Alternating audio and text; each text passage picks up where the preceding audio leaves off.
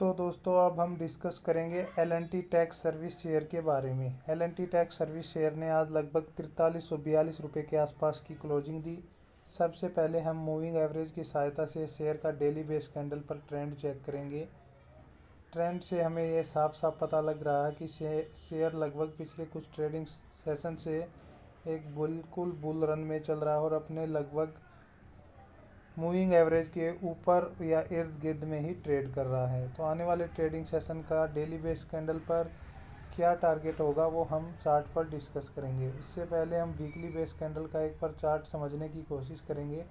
यदि हम weekly base candle के आधार पर शेयर चार्ट को डिस्कस करें तो शेयर में पिछले कुछ ट्रेडिंग वीक से लगभग जून मिडल के बाद में शेयर में एक वी शेप रिकवरी हमें यहाँ से देखने को मिल रही है और शेयर लगभग अपने मूविंग एवरेज के ऊपर ही ट्रेड कर रहा है। यदि हम प्रीवियस चार्ट को डिस्कस करें तो प्रीवियस चार्ट में वीकली बेस कैंडल पर लगभग जो शेयर ने जहाँ से यू टर्न लिया था वो लेवल था लगभग 4327 का लेवल था, जहां से शेयर ने एक यू टर्न लिया था।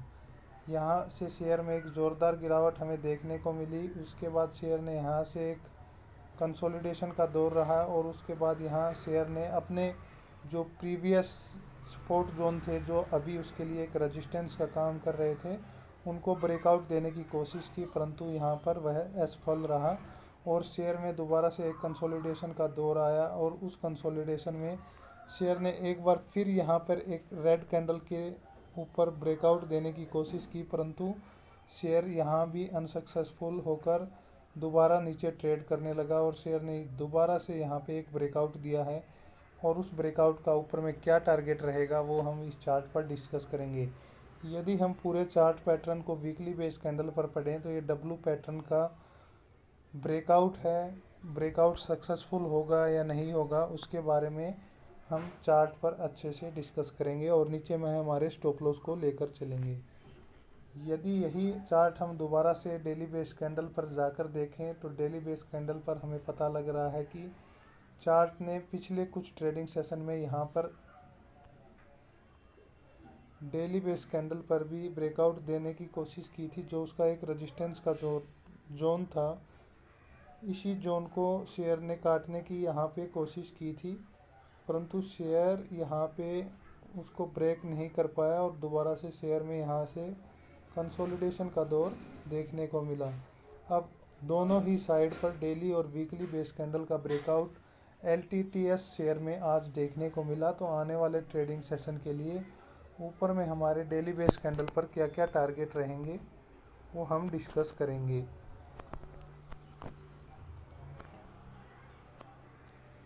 आने वाले ट्रेडिंग सेशन की बात करें तो आने वाले ट्रेडिंग सेशन में हमारा ऊपर की तरफ जो पहला टारगेट रहेगा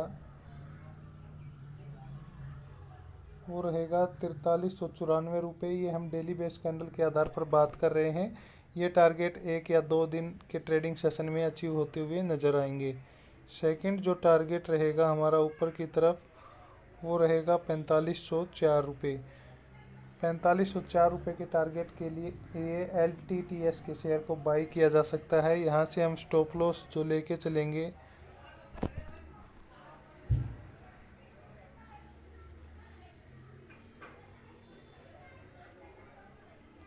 स्टॉप लॉस जो हम यहाँ से लेके चलेंगे वो लेवल रहेगा लगभग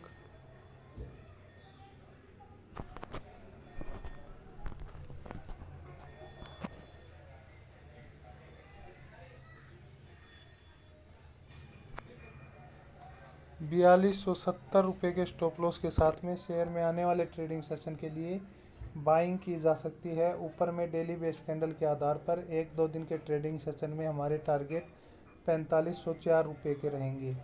यदि यही चार्ट हम दोबारा से वीकली बेस कैंडल पर जाकर देखें तो हमारे टारगेट शॉर्ट टर्म में क्या हो सकते हैं।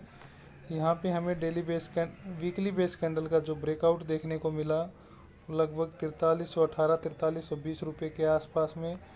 ऊपर में यहाँ पे से शेयर में एक ज़ोरदार रिकवरी हमें देखने को मिल सकती है। ऊपर में जो टारगेट रहेंगे वो रहेंगे पहला टारगेट 43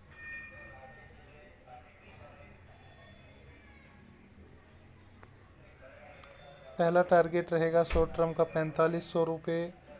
सेकंड जो टारगेट रहेगा शॉर्ट टर्म का 4881 रुपये। और जो फाइनल टारगेट रहेंगे L T T S share में वो रहेंगे 5288 रुपये के।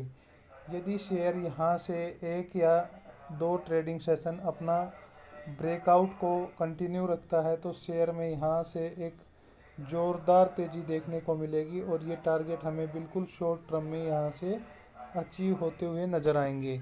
यहाँ से जो स्टॉप लॉस का लेवल लेना है वो बिल्कुल छोटा सा लेना है। स्टॉप लॉस रहेगा हमारा यहाँ से इस स्टॉप लॉस रहेगा हमारा यहाँ से जो बेस कैंडल है इस बेस कैंडल का अपर टॉप।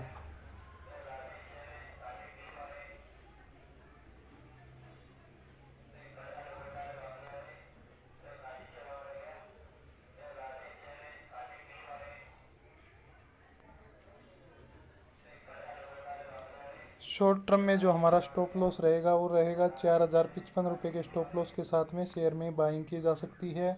ऊपर में टारगेट 5300 रुपये के लगभग बनेंगे। तो अपनी पोजीशन को कैरी फॉरवर्ड करें, स्टॉप लॉस के साथ में अपने ट्रेड को बना के रखें और अपने प्रॉफिट को एंजॉय करें।